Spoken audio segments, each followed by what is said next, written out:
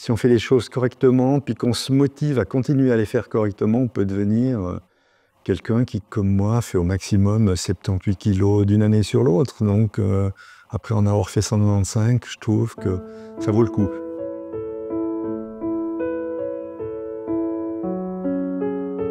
Je m'appelle Yves Terrani, j'ai 68 ans, je suis marié depuis 44 ans, j'ai 3 grands-enfants et 4 petits-enfants. J'ai un parcours professionnel qui a duré 49 ans et 11 mois en tout, 12 ans dans les arts graphiques et 38 ans de journalisme dans la presse écrite et à la radio. Monsieur Terrani, parlez-nous de votre mode de vie à l'époque. Quel a été pour vous le déclic qui vous a poussé à changer? Un métier de journaliste très prenant qui fait que vous dormez mal, vous mangez mal, vous ne bougez pas, vous êtes trop sédentaire, vous êtes tout le temps stressé. Vous ne faites pas attention à vous, surtout ça, vous ne faites pas attention à vous. Puis au fil des ans, vous prenez du poids, quelques kilos, plus quelques kilos, plus quelques kilos. Et puis vous devenez obèse jusqu'au jour où des amis médecins vous disent « tu vas pas pouvoir continuer comme ça, même si tu as essayé plein de régimes dont on sait que le résultat n'est jamais probant ». L'idée fait son chemin dans votre tête petit à petit en vous le disant « ouais, il faut que je fasse quelque chose ». J'avais environ 55, 56 ans à ce moment-là, des enfants, des petits-enfants. Je me disais c'est peut-être un peu stupide de quitter ce monde trop vite. Puis voilà, l'un dans l'autre, on évolue vers cette idée de qu'est-ce qu'on peut faire. Puis un de vos médecins vous dit c'est pas la solution miracle, mais ça peut être quelque chose de bien, c'est le bypass gastrique. Vous y réfléchissez pendant 2 ans, puis vous plongez. Après cette prise de décision, quels ont été les éléments qui vous ont fait beaucoup réfléchir? Je me suis dit, est-ce que tu es capable de faire tout ça, de prendre du temps pour toi, pour faire du sport, pour marcher, pour bouger, parce que c'est quand même une des conditions essentielles quand on fait un bypass, et puis de t'alimenter différemment. Je suis arrivé à la conclusion au bout de nombreux mois que oui, ça valait la peine de tenter le coup, et on y est allé comme ça avec mon ancien médecin généraliste, qui m'a aiguillé chez le professeur Souter. On s'est vu avec le professeur qui m'a expliqué tout ça. Puis après, ça a été le parcours du combattant. Hein. Quelques mois, gastro-entérologue, endocrinologue, psychologue, diététicien, chirurgien, des réunions de groupe, mais aussi en individuel. Et puis, au bout de 10 mois, j'étais prêt et on a fait cette opération. Vous pouvez nous expliquer comment se déroule la préparation à l'intervention? Alors déjà, vous avez un espèce de petit mois de régime avant l'opération qui a fait que j'ai déjà perdu assez facilement une quinzaine de kilos, rien qu'en suivant les directives de l'équipe du professeur Souter. Puis là, j'ai commencé déjà à bouger un tout petit peu plus, en me disant il faut que tu testes un petit peu ce que sera ta vie d'après. J'ai jamais été hospitalisé, jamais subi d'intervention chirurgicale, celle a été la première. Et j'y suis allé les yeux fermés et ça s'est super bien passé. Vous pouvez nous raconter comment se sont passés les jours qui ont suivi l'intervention? D'entrée, on vous dit que vous n'allez pas rester couché dans votre lit. L'opération s'est bien passée. Hein. Je crois qu'elle s'est même, si mon souvenir est bon, mieux passée que ce que craignait le professeur Souter qui m'avait dit, comme on dit dans le canton de Vaud, j'étais déçu en bien. Au moment où il m'a reçu la première fois, je faisais 195 kilos, un peu plus de 180 au moment de l'opération. Et je me suis réveillé, très vite on m'a fait bouger en me disant qu'il fallait que j'arpente les couloirs, que je monte quelques escaliers, que je descende quelques escaliers. Puis on vous fait, au bout d'une grosse journée, un peu plus de 24 heures, on vous fait commencer à manger gentiment des choses. Alors vous voyez arriver le plateau, vous vous dites non, c'est pas possible, quoi.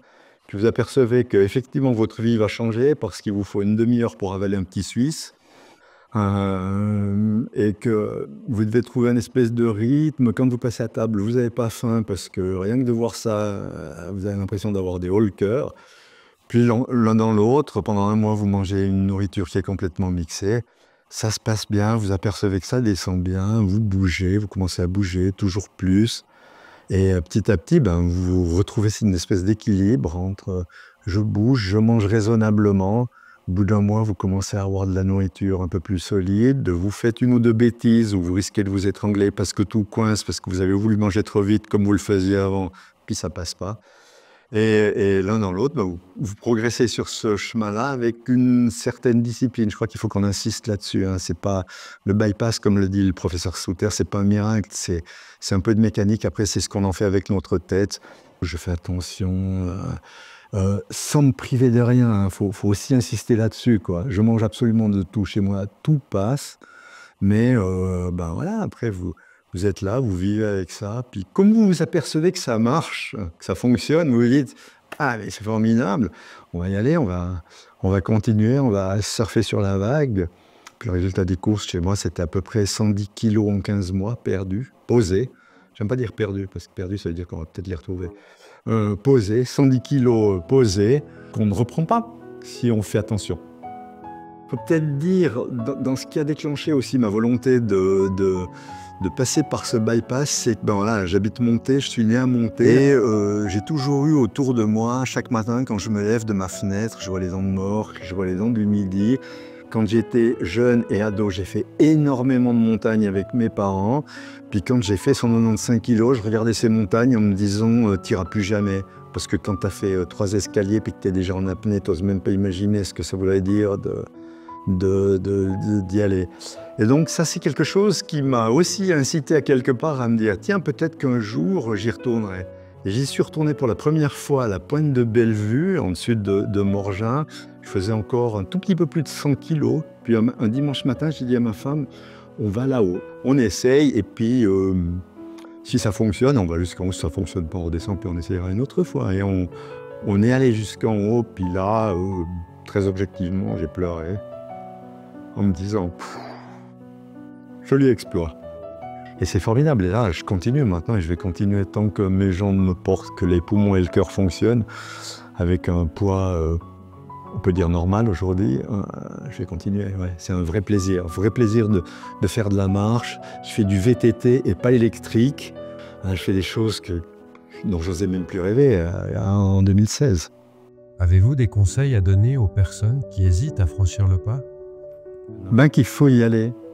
Qu'il y a une vie après l'obésité, hein. Je crois que c'est le professeur Souter qui m'a dit une fois on peut soigner l'obésité, mais on n'en guérit pas. Mais soigner l'obésité, ça veut dire être ce que je suis aujourd'hui. Pour moi, je considère que je suis soigné.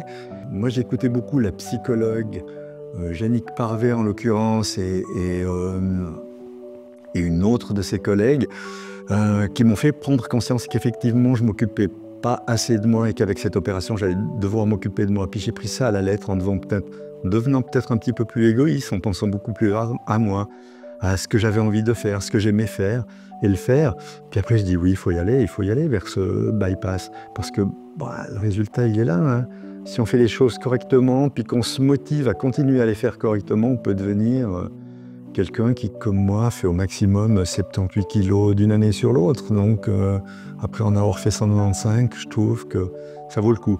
Il faut être discipliné, on est tout le temps sur le fil du rasoir, on ne peut pas se dire ouais, bon, ben voilà, j'ai pris un millefeuille cet après-midi, il est bien passé, je vais prendre un millefeuille chaque après-midi. Non, voilà, un millefeuille de temps en temps, un McDo pour s'éclater une fois par année, juste parce que ça fait envie, puis ça passe très bien. Mais c'est tout. Le reste, après, il faut être discipliné, manger de tout, mais en quantité raisonnable, bouger beaucoup, puis ça roule, c'est une affaire qui roule.